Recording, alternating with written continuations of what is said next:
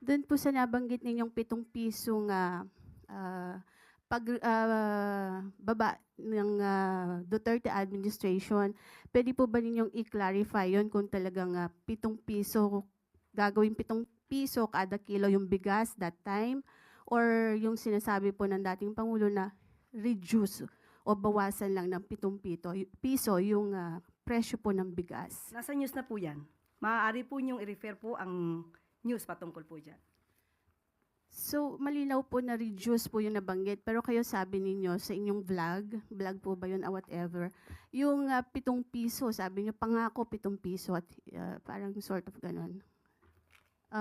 Pwede po ba linawin lang natin yun para hindi naman na pagmula ng vlog? fake news. Sa vlog po ba? Napanood po sa Hindi po yata yun nabanggit sa press briefing. Opo, hindi po sa press briefing. Parang you're talking na pinapakita niyo pa yung SONA something ni PRRD.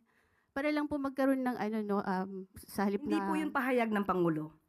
Nandito po tayo sa ating press briefing para ihayag po ang direktiba, announcements ng palasyo. Hindi po patungkol sa aking pagbablog. Hindi pa Maraming nabanggit ko salamat lang po yung vlog, Yusek, para lang po hindi Miss malito. Eden, pasensya na po, hindi po ako makakasagot ng anumang sinabi ko outside from this press briefing. Kung ano man ang aking naging opinion personal, pag-usapan natin sa labas at hindi dito po. Kasi po parang makaka-apekto rin po dun sa mga ng Pangulo na medyo iba yung Opo, nababanggit Miss nila. Eden, kung ano po ang inyong